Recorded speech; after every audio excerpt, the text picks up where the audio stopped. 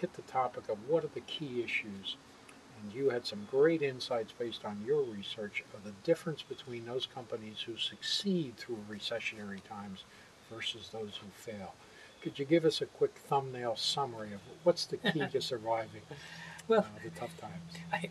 I think the key, as my friend Phil Kotler points out in the genuine Chinese proverb many hundreds of years ago, is, if you chase two monkeys, both will escape. And what happens is, in hard times, people put a lot of effort into chasing every opportunity they think they can get. And as a result, they half sell to twice as many customers. And that's a recipe for failure. And the successful companies target very specifically. It's all about focus. And they keep focus. They chase fewer pieces of business in more depth. They understand that their existing customer base is where they're going to be most successful. They don't protect it by purely defensive strategies. They go to that customer base and they really use their depth knowledge to try to embed themselves more deeply, to help that customer more, to solve more problems, and that's how they survive hard times. I think one of the interesting things, too, that Charlie discovered, and I looked up, the duration. And, of course, our most severe, and certainly this century, depression was obviously 1929, followed up again in 1934. And the duration was 10 years, 10 years being the length of time it took for the stock market to return to the same value. Since that time, we've had, depending upon how you want to count, maybe a dozen different recessions globally, none of which has lasted more than 2 years. 10 years down to 2 years, some have been as short as 1 year. So we're due for certainly another 18 months, maybe 24 months.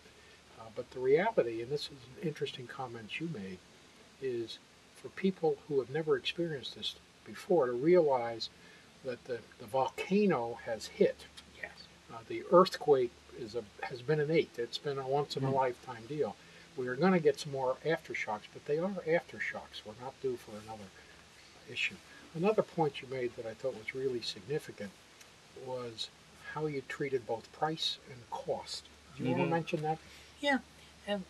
One of the myths we have about hard times is when everyone tightens their belt, they will always buy the cheaper option. And consequently, that leads a lot of salespeople to begin negotiating price much too soon in the sales process. One of the things we know very solidly from research is that in times of real economic difficulty, safety is a more important criterion than price. Now, IBM actually prospered during the last couple of recessions. By the way, you had mentioned that when we spoke last, and I did a little homework on some marketing background. And as I was growing up, I was familiar with the term, nobody ever got fired by buying IBM. And I was surprised to hear that after the 1973 recession, as you mentioned, IBM actually raised its prices rather significantly, double-digit raise in price. But what I hadn't known, I don't know if you were aware, they actually created the concept, the marketing phrase, nobody ever got fired for buying IBM. What a genius stroke that was, and just your term of avoid risk.